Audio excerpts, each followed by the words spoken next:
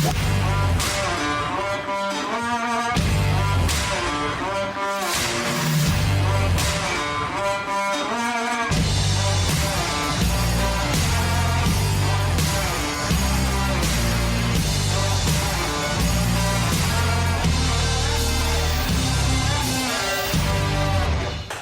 everybody, I want to welcome you to the January Plane Talk, January 2024. I want to first of all, Happy New Year, and want to welcome you to the first Plane Talk this year. Hopefully you guys have seen some of the ones in the previous years. You've been with us for a while. If you haven't, welcome to your first Plane Talk. I know we've had a lot of new people sign up in this month. But my name is Tim Graves. I'm the co-founder of the Graves Golf Academy. I've been doing this for over 20 years now with my brother Todd Graves, and we do one of these Plane Talks at least once a month. And we try to get you guys the most relevant new information out and so on. This one, we have a special guest. I got Paul Monahan. Paul Monahan here is actually the Graves Golf Academy mental game coach. He's the one that goes out and does our alert attitude of the different schools with us. He goes out and does our alumni camps with us. Writes a lot of articles for our newsletter. You guys, I'm sure you've seen that. And he actually has a new book that he's putting out or just being published now. So I brought him in. I thought it'd be a good time to get ready for 2024 and get Paul in here and talk a little mental game with you guys. All right. So I usually look at my staff on announcements, but I think I covered them tonight. Yeah, they got thumbs up. All right. So I'm going to bring in Paul Monahan, and I'm going to bring him in here, and I'm going to go on and get Paul on the stage. So he's making a run on the stage. Here we go. The drum roll for Paul. See you, buddy. I'm Plane Talk. Made it. So Paul came in and spent the day with me so far. We've shot a couple of podcasts. You survived so far. Yeah, survived so far. So Paul survived so far. We've shot a couple podcasts this morning. One on the alert attitude of a different school, and one on your book. So we got the books in over here, but we brought Paul in because first of all, I want him to highlight his book. In fact, all you guys that are in the Fast Forward training program, I know there's probably a couple hundred of you guys watching this tonight. You'll be getting this book soon, right, Paul? So I say soon. God willing. Yeah, God willing. Okay.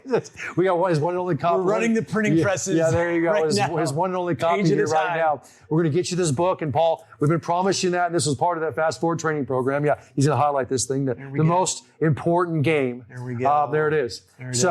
These guys, it's a cool deal. And it's got a great forward in there. It's got a great couple forwards in there. So doesn't it, Paul? It does. Very special. Some guy named Tim Graves. Yeah, exactly. A couple of forwards in there. But if you guys don't know Paul, and I'm going to introduce him real quick because I'm kind of give these quick introductions, but I always forget that this is our public webinar.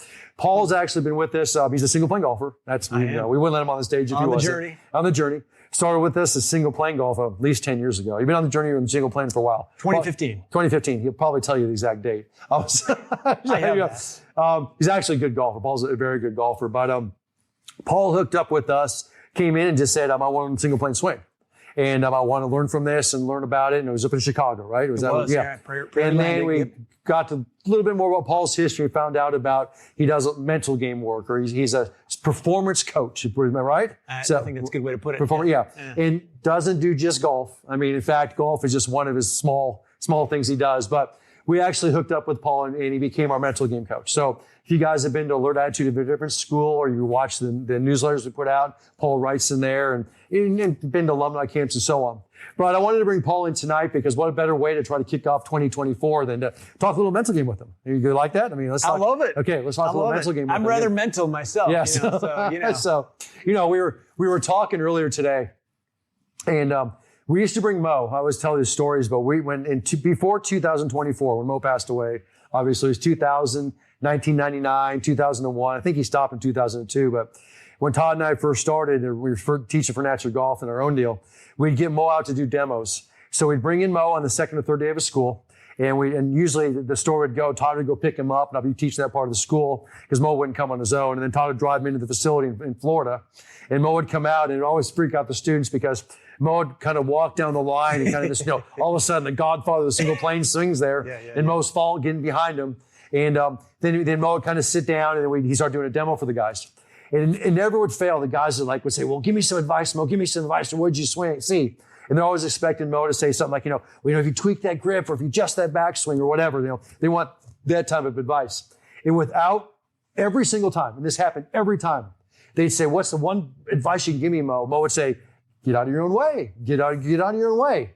And then he'd always say, he'd follow that up saying, you're making this way too complicated, way too hard on yourself. Yeah.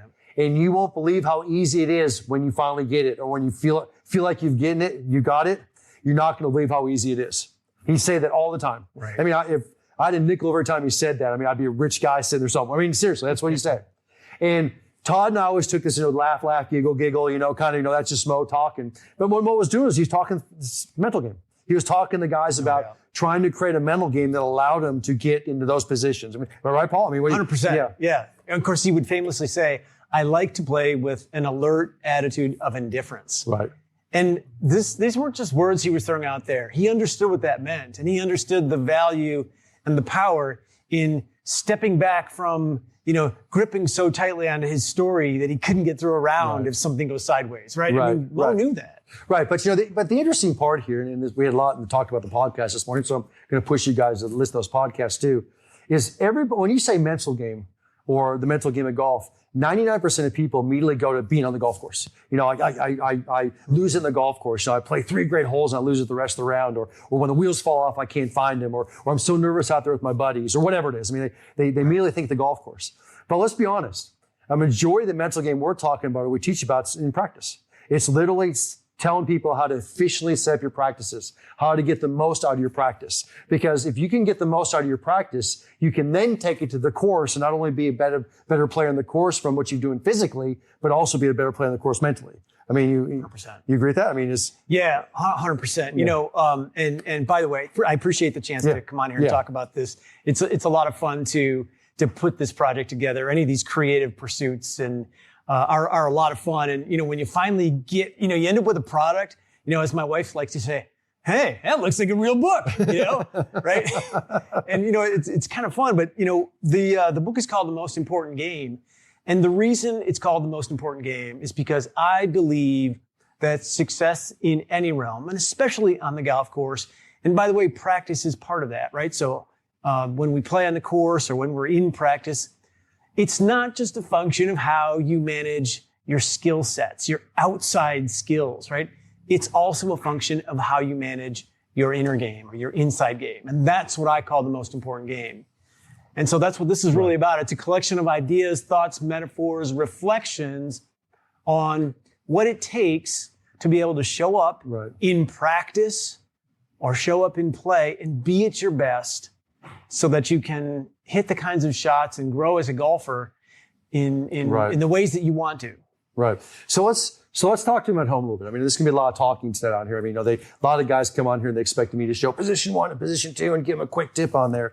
But, but let's be honest. I mean, Todd and I, it's interesting, but when we first started our schools, this was umpteen years ago now, we'd always get in there and we really dissected Mo's swing. We said, okay, here's his grip, here's his setup, here's position 1, here's position 2, here's, and that never changed. In fact, I mean, Mo would sit there and say, look, I made a change. And I'll give you some funny stories about Mo, but it didn't change, okay? And umpteen thousands of hours of video, it's like, okay, it's the same. And so we start teaching it. And we go out and we teach, 50 schools, teach 100 schools, and we come back and we sit back, oh my gosh, are they learning anything? Are they getting anything out of this? Are they really able to take anything home with this? And then we do it again, and then we reevaluate, do it again, reevaluate. And it was interesting because it wasn't the information we were giving them, it was how we were giving it to them. The information stayed the same. I mean, the grip has not changed in 25 years of teaching this game that we taught. The takeaway has not changed. The setup has not changed. Right. But how we present it to the students has dramatically changed. And it's because first of all, we talk about our demographic we teach, and so on, but it's very interesting how we change the way we present it to them because of trying to get into their head, trying to get them to interpret and learn from that. And you had some good metaphors, some good stories today, that you saw when you come to our schools. Paul comes to a lot of our schools, he comes, helps us teach, but give the guys at home, give them some, I want from the expert. I want you to tell these guys at home, if they're going to go out and practice right now, so they're going to go, whether it's indoor, outdoor, I don't care if they're practicing short game or long game. Yeah. Let's give them some tips, like things that they can make sure they're doing when they go practice to get the most out of that practice. So let's start with practice, not on the course, but just practicing. Yeah. Okay? Yeah. A couple of things. First, I'd start with the idea of expectation, right? And so I encourage people to, so when I talk about the most important game, I really, kind of divide it into some critical buckets, right? So I'm thinking about things like awareness, presence, and possibility thinking. Those are really the big buckets that I'm thinking of. And almost every article reflection that's in this book is going to address one of these key elements to how you perform at your best. And so, when it comes to practice, I would start with this idea of expectations, right? Can you tune in just a little bit and really figure out, okay, what am I expecting at the end of this practice section? What am I expecting at the end of this time that I'm working on myself? Because we have to be very, very careful, because if we hold on to expectations that aren't realistic, or that are problematic, and that doesn't show up for us, then we really get into struggle. So the subtitle of this book, by the way, is Play Better, Struggle Less, Enjoy More. And so we don't want to be in struggle. We want to be in a place that's productive. So when it comes to practice, I would start with expectations. That'd be number one. Okay. So explain that a little bit more.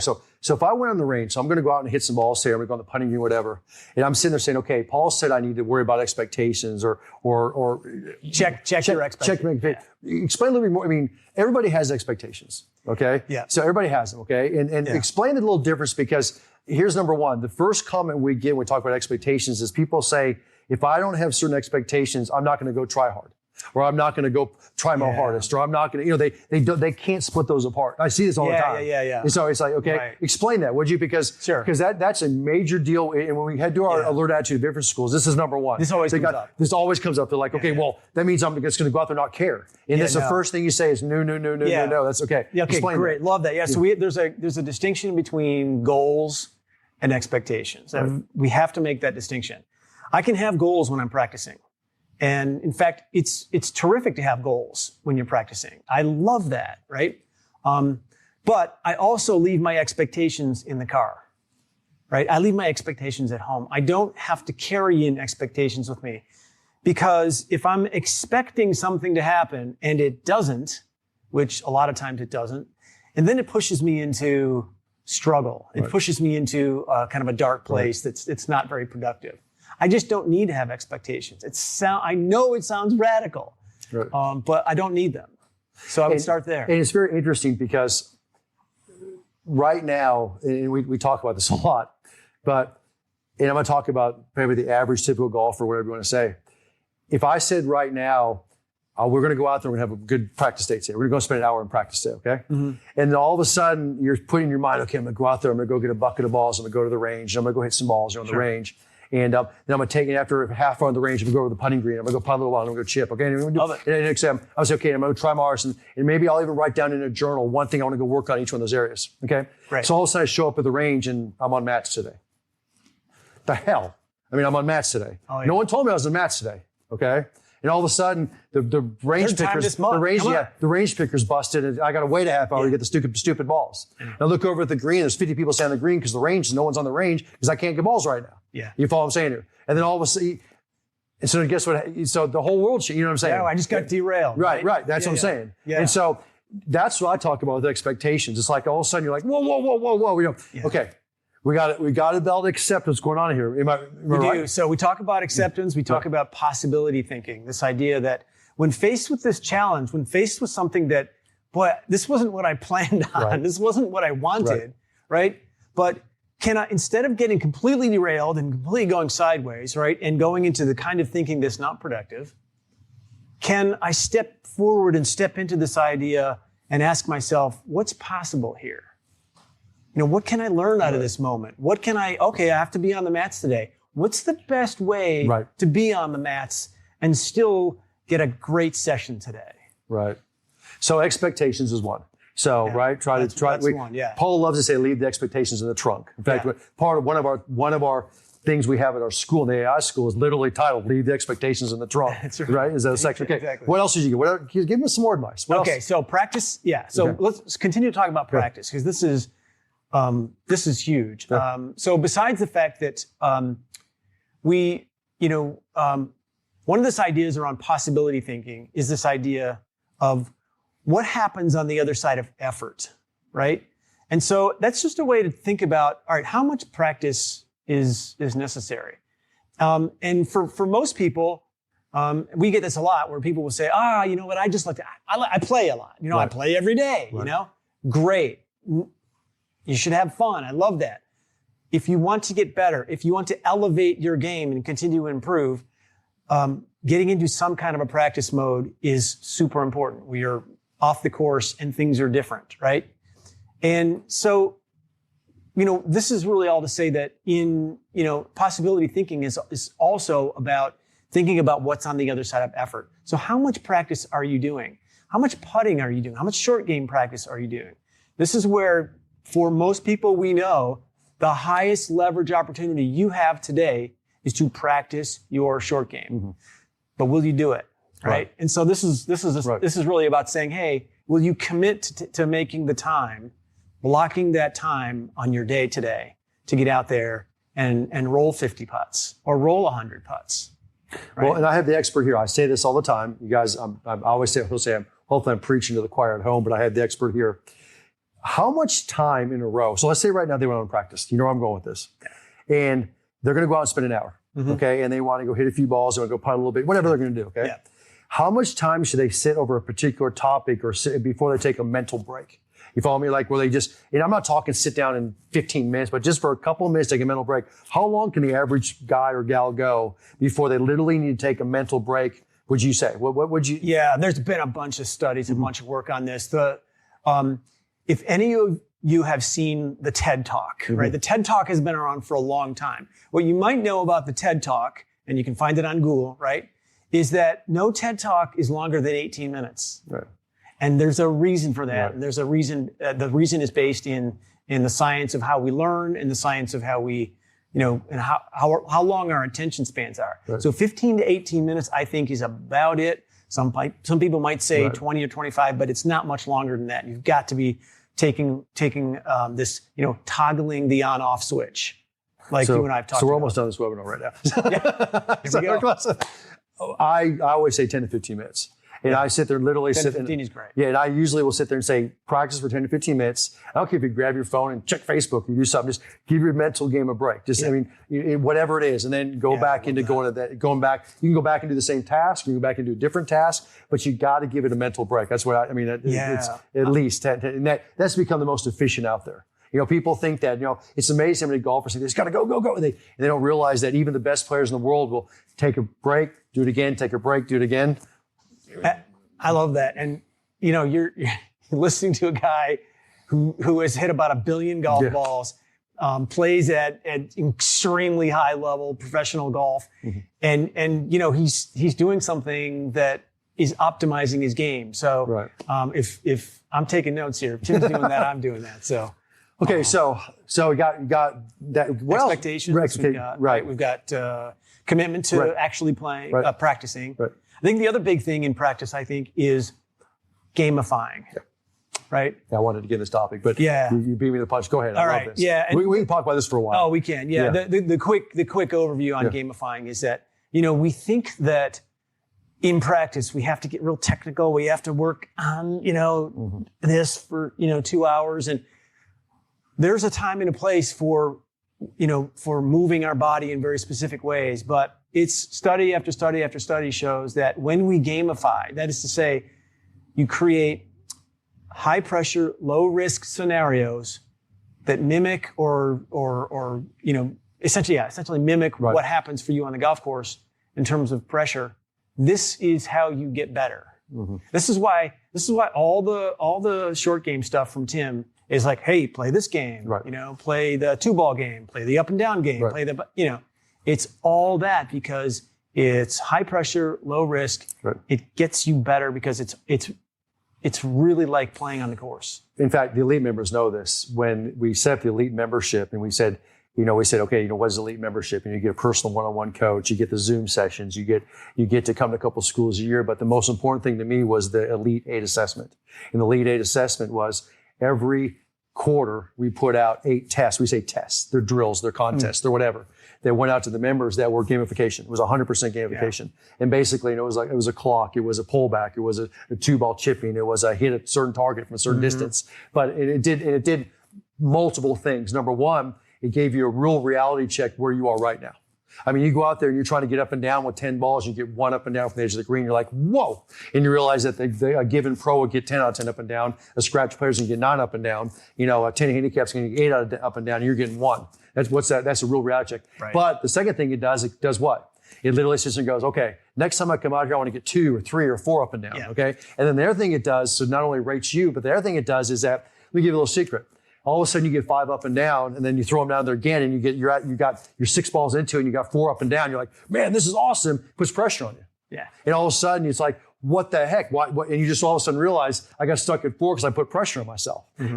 It's a way to put pressure on yourself, like we talked about, to simulate being on the golf course on a non-golf course situation. Low risk. That lets you do it again and again and again. Because just like any good player will tell you, unless you've experienced it multiple times, you're not going to get better at it. There's just no way. Right. And that's the way to do that. Because here's the other thing.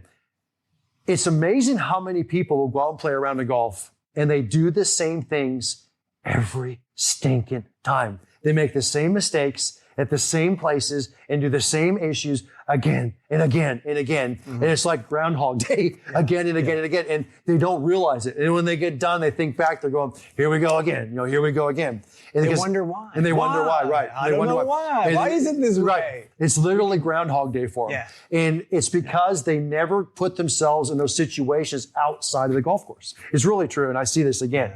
We talk about, and we say it's a lot in our schools, but good players practice on the golf course.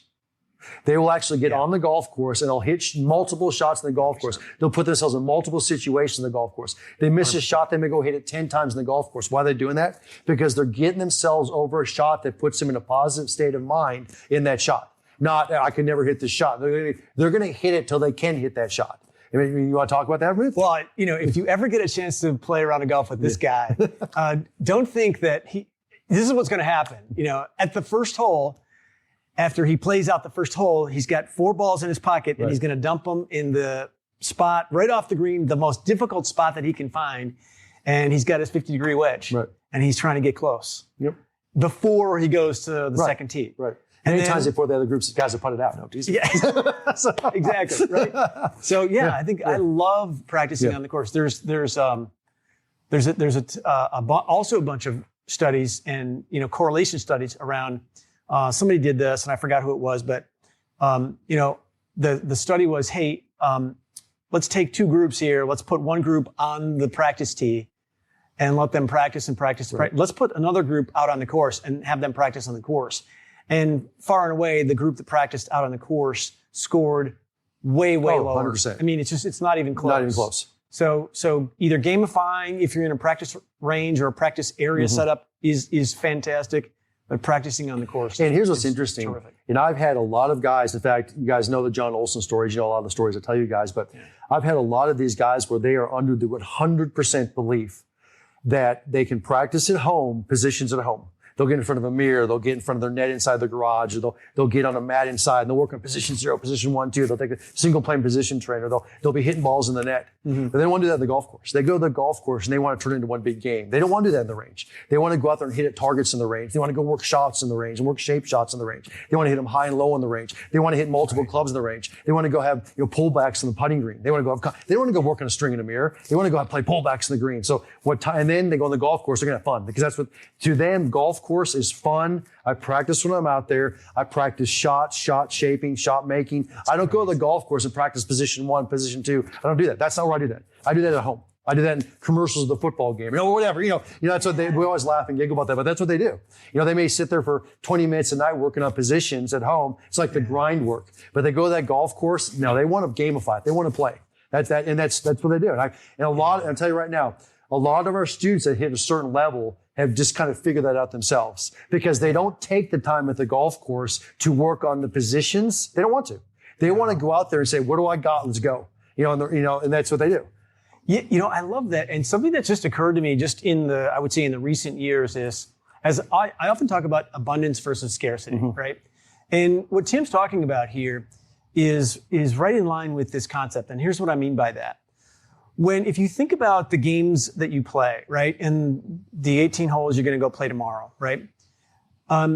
If you're not really good at being in a playful and abundant state, this scarcity mentality will show up, and you will be like, "Oh, these are the only shots that I have right now, right? And they better be good, and each one of them counts, Now, you could make the case that they do count. Because look, at the end of the day, here's my scorecard at the end of the day. They count. Right. But in the grand scheme, Yeah. Do they really, this is, 90 or 100 or 80 shots out of how many in your life? This is right. So why not be playful and learn? And it doesn't matter if I try and shape a shot today and it doesn't work. Right. What the heck? I learned something. 100%. Right? No, 100%. That's what you're doing. 100%. It's also part of the reason why, and I say this a lot, and I always tell my younger golfers this. I'm always like, always try to play with better players.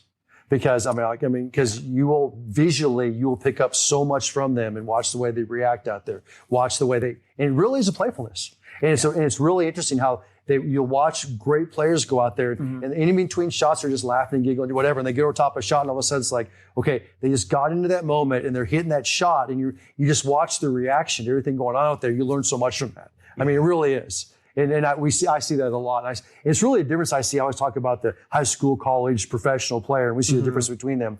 That professional player, that really good player that's learned that, has learned how to do that and has learned how to experience that in the golf courses. And there's a level there. And some people will never see that. It's almost like they won't let themselves get into that position.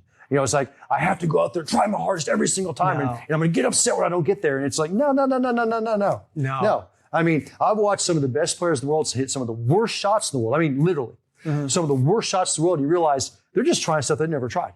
They're just out here just trying to figure this thing out. Now, I've seen it. And it's like you'd be shocked. And it's all of a sudden, it's like, he's just trying because here's the deal.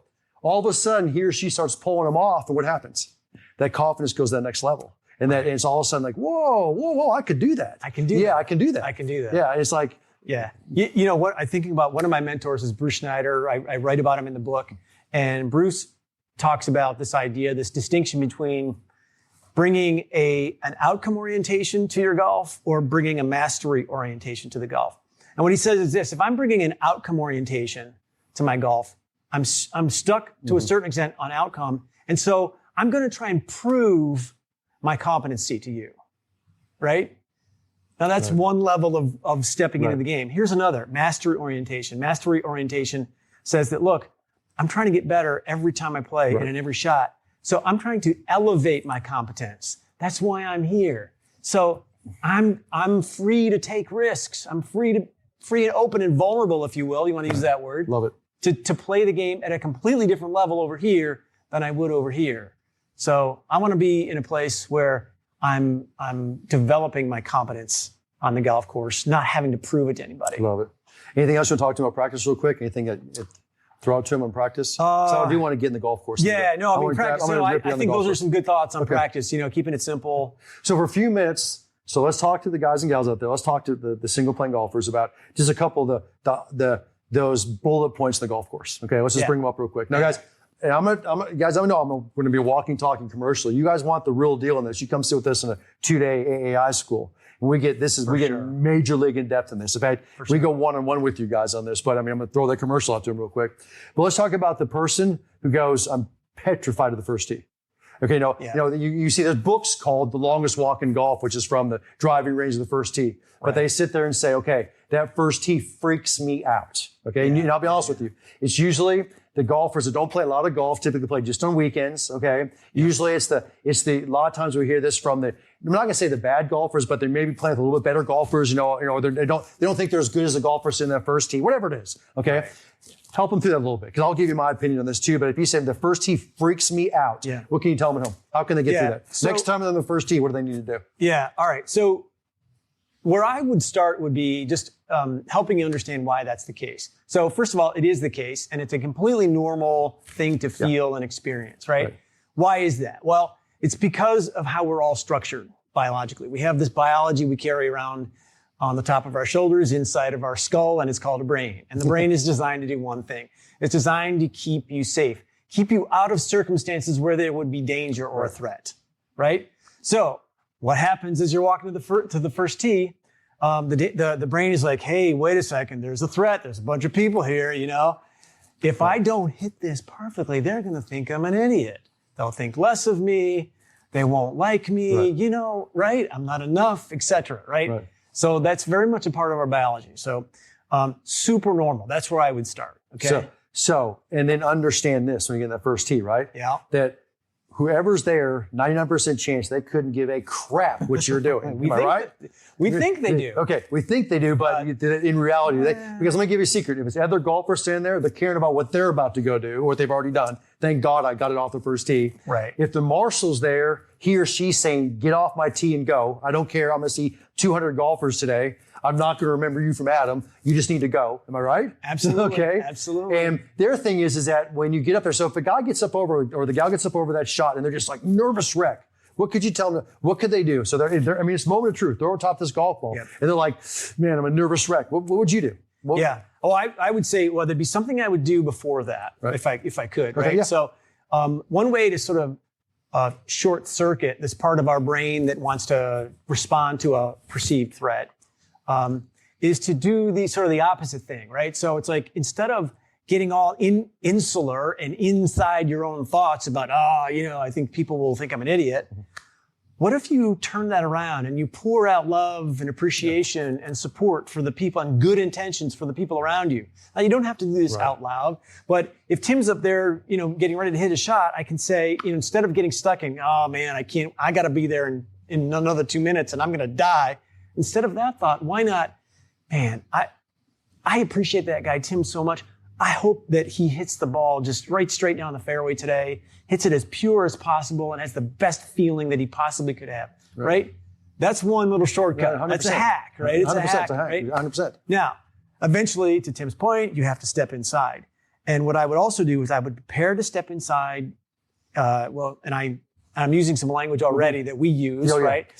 Step from this place where I'm doing all my thinking, right? We call this the red zone, where I'm not going to go yet. Right. I'm going to step into the go zone. It's time to hit the ball, right? When I do that, I'm going to channel my inner athlete. I'm not going to be a thinker. It's time to go. I'm going to get in there. I'm going to put the club down. I might have a look, and then it's go, right? Go time. It's go time. So not lingering, not overthinking, just being an athlete and not being a thinker. And I'll give you a perfect example of this. And we did we were talking on a podcast about this earlier today, but something I'll never forget. We were doing a mental game, an AAI mental game school in Phoenix.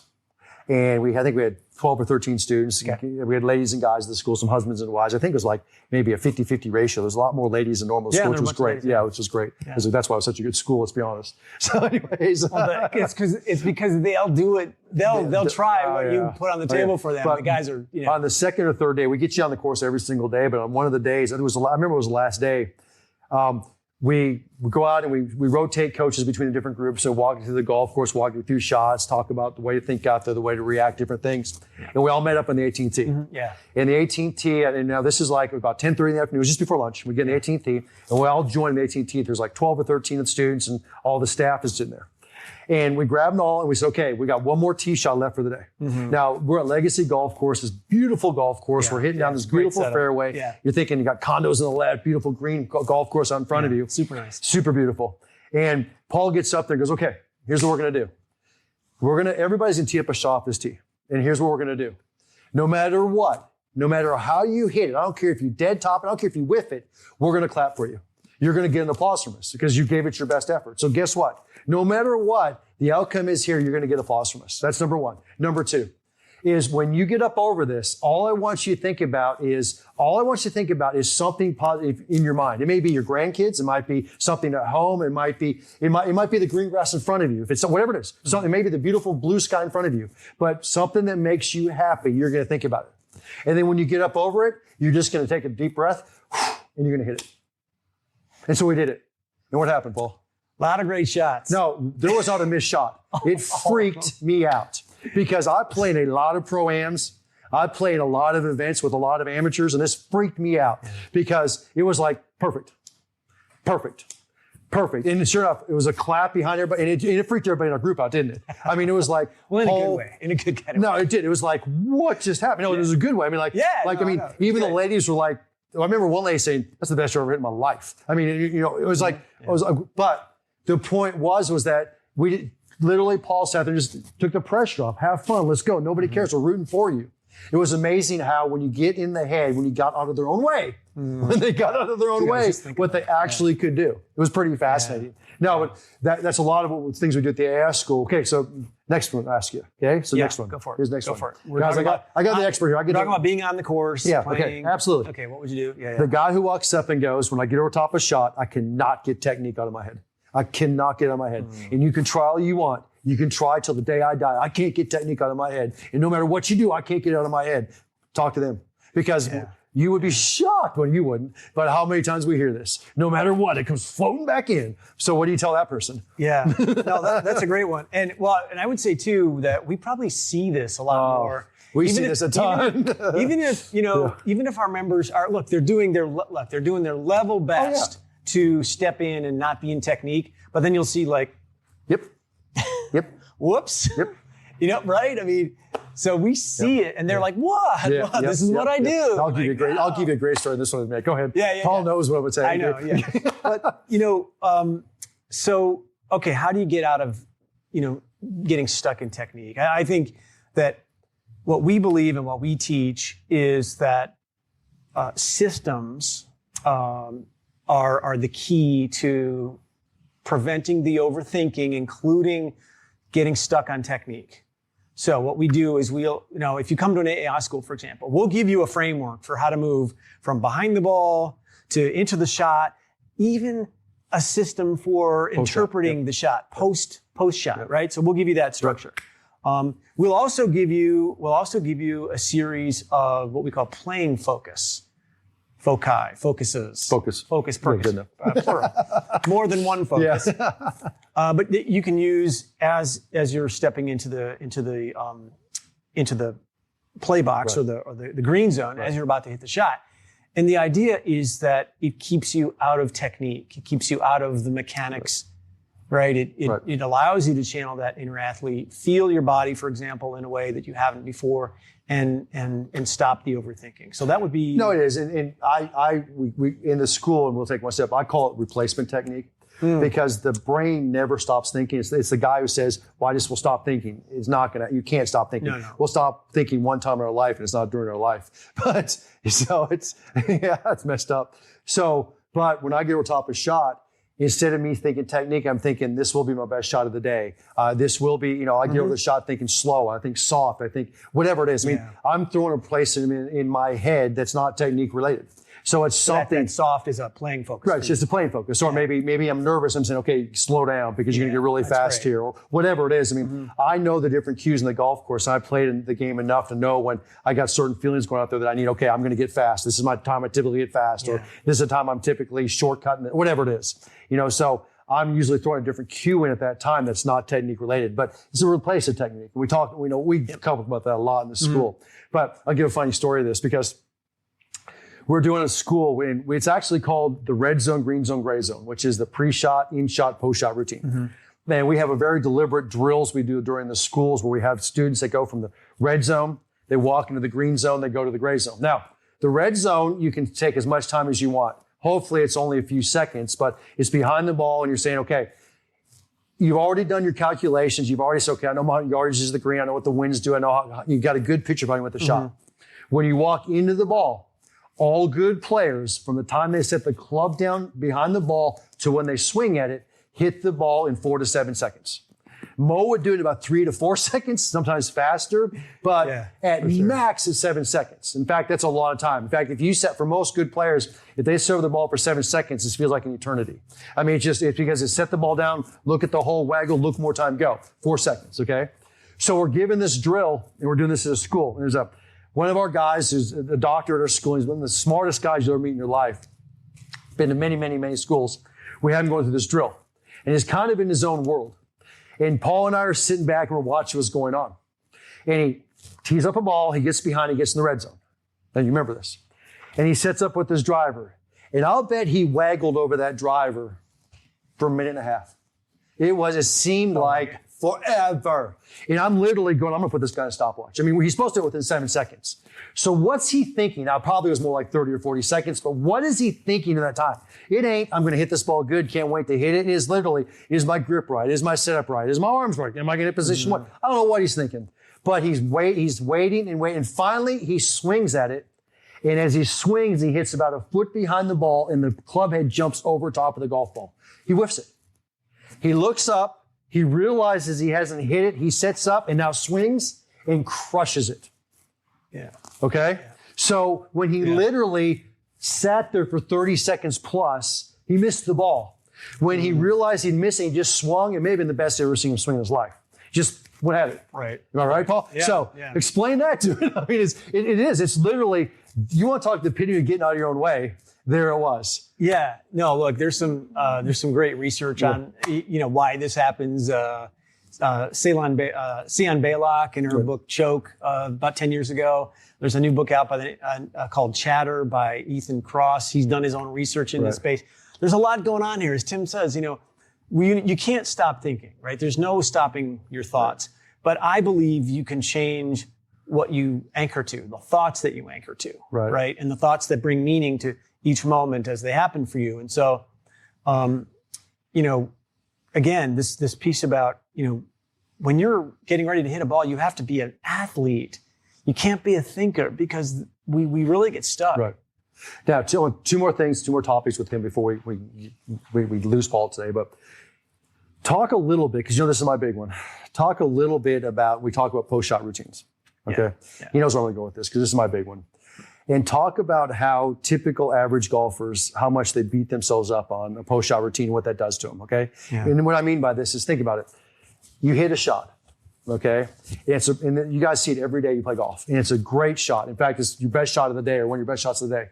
And the typical guy in the group looks at the net and goes, oh, blind squirrel finds it every so often. Got lucky in that one. You ain't going to see that happen again. Man, hopefully I can do that again this year. I mean, sorry, fellas. Yeah, Paul, sorry, hit that shot. Am I right? Yeah, apologize. Okay, apologize for it.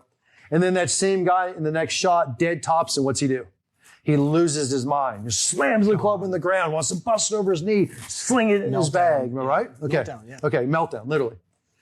Describe how the subconscious mind a little bit, it's almost conscious mind, but describe the differences there, what that actually does for you, and why good players don't do that, and what the difference is. Would you talk to me just for a second with that? Yeah. Because I know there's a lot of guys, and even gals aren't that bad about this, and most ladies don't have this problem, but guys do, okay? Yeah. But there's a lot of guys right now that know that they hit a bad shot, and they literally mentally melt down out there, okay, on the golf course. 100%. Talk about it a little bit.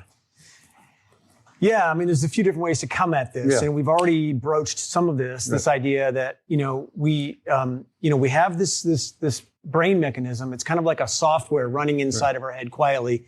We don't know what's going on, but as soon as it sees a threat, bammo, it goes into action, and that can be really, really intense. The problem is it can't tell the difference between a saber-toothed tiger that we would have been running from 50,000 years ago. Right. And the ball that we just, the shot that we just made and tugged it into the, out of bounds along the trees. It can't tell the difference. And so we have these unless we're careful and intentional about how we manage through those, we can have that meltdown moment, right? The other thing is how tightly we're holding on to our expectations. And we've already talked about expectations, right? If I'm squeezing on tight to my idea about how many times I should hit the fairway today. Right. That's gonna be a problem. I would say sort of right sizing your understanding of what really happens on the golf course would be an important exercise for anybody. And part of that means, we were talking about this earlier, instead of watching the sort of the live CBS coverage, from Pebble Beach this week, maybe this is a bad example because we'll see some amateurs play. But instead of watching the live coverage where all they do is they jump from the second hole where Xander just rolled in a 40-footer. Right. Yeah. And then they're going to, Siwoo Kim on number 10, who just chipped in from 80 yards, right? They're showing all these amazing shots. Go to the ESPN feed, where they have featured groups. And watch one guy. Watch 3 people for 18 holes, and you will see what it's really like out there. It's like miss shot, make a par. Miss shot, decent shot, make a par. Oh, hit a good shot, make a birdie. Miss shot, struggle for a par. Seriously. It's what it is. That's professional golf. It's professional golf. And we want to show up on the weekends, and we want to play like the CBS telecast on Sunday shows us. Are you kidding me? Right. Now, I understand why, but I implore you, anybody, it's a real reality check. It is a reality check. Yeah. So that's about resetting expectations. The part on that really drives me crazy is that, and we talk about this in the AI school a lot, is your body craves a reaction to the golf ball. Yeah. That's why we play the game. I mean, if you didn't, if you doubt this, next time you go hit a shot on the range on the golf course, don't watch it fly. You'll break your neck not turning your head towards it. You'll hit a shot and keep your head down. No, you'll immediately want to watch it. There's a reaction to that. Okay. And if you think that, no, I don't react to the ball, like I said, don't watch it next time. Nobody can do this. Okay. Yeah. But when you see that ball go, okay, if you have a stronger reaction to a good shot versus a bad shot, your body will crave that positive shot reaction. Absolutely. If you have a stronger reaction to a bad shot than a good shot, listen to me carefully. Your body will subconsciously crave that bad shot. Am I right? Yeah, and it's even worse than this, right, Tim? Because of that mechanism, because our brain is set up this way, all of the negative reactions are compounded and elevated in our subconscious. Right. So what does that mean? It means that we have to do this. We have to, pump fist and really celebrate the great shots on a 3 to 5 times more basis just to make up for all the way our brains are structured. And you see it every day. You watch the best players out there because you can know what their reactions are to those great shots. They do it. And then you try to say, what's the reactions to a bad shot? And for most good players, you can't even think of it. And we had a long talk in our podcast, and we talked about this about John Rahm. He's a perfect example of this. John Rahm he's top 5 player in the world, top 2 player in the world, number 1 player in the world at times. He had to grow up. Because when John Rahm first went on tour in 18, 19, 17, he first went out there, that young gun, everybody said, here's what's going to happen. He's going to play 14 great holes of golf. He's going to play 15 good holes of golf, and he's going to lose his mind out there. You're going to watch him double bogey, triple bogey, because he literally blows up on the golf course. And those negatives starts pouring in. And every time you'd watch him out there, it was just like, when's the Rahm cannon going to go off out there? And it's literally, and every coach out there said, one of the most talented athletes or golfers they've ever seen in their life. But till he gets that mentality of it's not a big deal to hit a bad shot. The world doesn't come to an end, and you got to react stronger to a good shot or a positive shot. Yeah. He's going to be limited. I mean, and everybody said it. Everybody said, and I don't care if it's out to John Rahm and first top player in the world, a guy's trying to break 100. It's the same thing. And let's be honest, it's more important for the guys trying to break 100 because he needs to celebrate those good shots even more. Even more. I mean, there's no doubt about that. Yeah, you can. They say that you can make it onto the PGA Tour with a great swing and some pretty good putting. Right. I mean, pretty good, really good putting, right? You can make it, right? But you can't stay on the PGA Tour unless you also have a great memory box or gray zone. We call it gray zone, or how you process that. And a lot of it is you've got to be able to celebrate those good shots when they happen, because when the stuff goes sideways and you hit it out of bounds, that feeling inside the brain is 3 to 5 times more profound just because that's what the brain looks for. So now, last thing here, then last question. So tell them at home. So let's say somebody goes and plays a round of golf. I don't care if it's 9 holes, 18 holes, whatever. Okay. They go play a round of golf and they get done. And they could be sitting there and they're drinking a beer afterwards or riding their car ride home or whatever. What would you say is the best way to bring yourself down from round of golf? What should you mean? I don't want the guys going there beating themselves up. I'm going to hit one fairway today. We always talk to you guys about keeping your stats and really working on the areas you need to focus on. And the main reason we do that is because people don't get a reality check around the short game unless they start keeping stats. So let's just be honest. Yeah. Everybody's so tied up in that long game, and then you start keeping stats, and they go, "Whoa, look at what that short game's killing me," or whatever it is. Okay, but tell people, just think back a little bit and say, "What can I do to get the most out of?" Okay, I just played a round of golf. Mentally afterwards, for just a few minutes, what should they do? What can they do? Yeah, I think there's a few things that they can do. First off, in the book, I write a couple of stories around objectivity. There's a great story about how in the Vietnam War, at the famous Hanoi Hilton, right? I write about Admiral Stockdale, who was the senior most commander in the Hanoi Hilton, and so. He was the leader of all of these U.S. prisoners of war there. And what he noticed was that the optimists were the ones that struggled the most. The ones that said, "Hey, I'll sort of jump between the prison and the golf metaphor." But the ones who said, "Hey, we're going to be out of here by Easter," and Easter came and went, and they weren't. They were still in prison. Or we're going to be out of here by 4th of July. We're going to be out of here by Christmas. And those are the people that struggled a lot. But what Stockdale also noticed was that the people who could recognize that this is a difficult situation we're in, and we can take it day by day. Those were the ones who were able to bring perspective to their situation, and those were the ones who survived and were the stayed in productive thinking. I think the same is true after a round. We have to acknowledge that this is a hard game. Hey, it's a hard game. I did some good things today. That was awesome. Boom. Want to celebrate that. Hey, there's some areas that looks like, according to the numbers, I could be better off the tee. I'd like to be better off the tee, right? Now I have something to go work on. And it's just about taking a neutral and objective look at what's there. Celebrate a little bit, because this is a hard game. Right. For guys, the hardest thing to do is work on your weaknesses. Yeah. It's very easy to work on your strengths.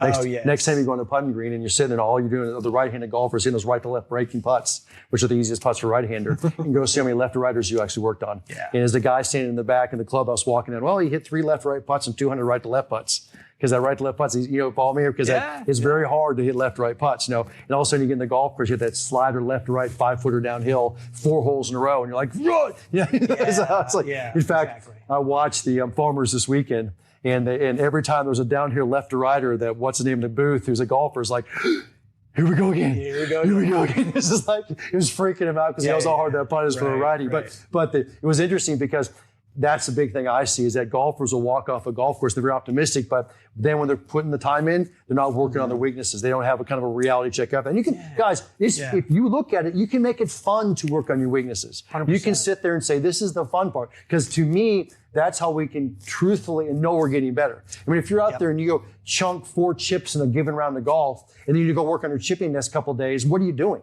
You know what I'm saying? It's that kind of deal. This is the reality check. And here's the other deal. This is also the biggest thing that I see between good players and guys that just don't get a lot better. Good players don't beat themselves up over mistakes. Good players say, I'm going to let this teach me something, and I know, and they almost excited because like, I got something I can go work on now. Yeah. It's like I'll go out there and trust me, I've sat in tournaments and hit flop shots and hit them 10 feet in front of me, and it was a 40-yard flop shot, and I hit it 10 feet, and I'm like, holy crap. Am I upset at that time? Sure. But I remember sitting at the round going, okay, I know what I got to go work on. I mean, I know what I got to go work on. You know what I'm saying? And it's like I wasn't beating myself up with the round. I was like, that's a tough shot. I got to go work on that. I might go hit it for 2 days in a row, but I got to go work on that thing. You know what I'm saying? So good players, they don't like missing shots, but it almost excites them to give them things to work on. Our friend Dan Coyle, who wrote The Talent Code, talks about this idea that that struggle inside of a learning context is the feeling of growth, right? So being willing to put yourself into a little bit of discomfort is profound, because we know we're going to grow from that. Right. I assume you guys are following that right now. I broke down the talent code by every 3 chapters. And we've been putting it on Facebook. We've been replaying that. It seems like once a year, at least once every 2 years, we throw that out, because it's never going to go away. I mean, it is the ultimate learning. It's just breaking that down and looking at that, the little book of talent, the talent code. It's amazing. Yeah. But, so then I was going to ask you one more thing here. So we talked about, a little bit practicing, trying to get the most out of that. We talked a little bit about during the round. Okay. We talked about a little bit about after the round. Okay. Mm-hmm. So now, if you said right now, so this is getting ready for 2024. That's what this was about. This is getting ready for 2024. Yep. And so you got guys right now that got the open slate right now, the open mind, the open slate. Okay. And some will be practicing every hour of every day. Some guys practice once a week. Yep. Some guys practice once a month. Yep. Some guys, as you said, we know that all they do is play. Okay. Right. Just give them the mental game word of advice. I mean, I know this is throwing you on the spot here, but kind of give them the mental game word, other than getting your book. Okay. So which we're going to have in that link to that. Okay. Yeah. We'll pull that up. You mean this one? Yeah. That book. Okay. Give them a little bit, just about being different this year. Then, if I said right now, I don't want to be the same this year. I don't want to be in they have the same outcome at the end of the year. I realize my handicap's not getting any better, or I'm getting worse, yada, yada, yada, okay? Yeah. And we know that, as Tom Watson said, it's 90% mental and the other 10% is mental. Okay, Yeah, so exactly. you know, I remember that very famous saying. He said, "They said, how much of this game is mental? 90%. What's the other 10%? It's mental." Okay. So what advice would you get real quick? I mean, obviously, I'm going to tell you guys, get your butt to AI school. Read Paul's book. Yep. I'm gonna sit there and read his articles. Get in there, say, you know, what else did you? What was you saying? Just a quick. Yeah, I want to. Yeah, let's do. I'm going to keep this just really simple. The subtitle of the book is "Play Better, Struggle Less, Enjoy More." If you want to think about 2024, I would get a white sheet of paper, and I would just get a column that says "Play Better," and I would create a column that says "Struggle Less," and I would get a column that says "Enjoy More." Love it. See if you can spend a few minutes and just put pen to paper.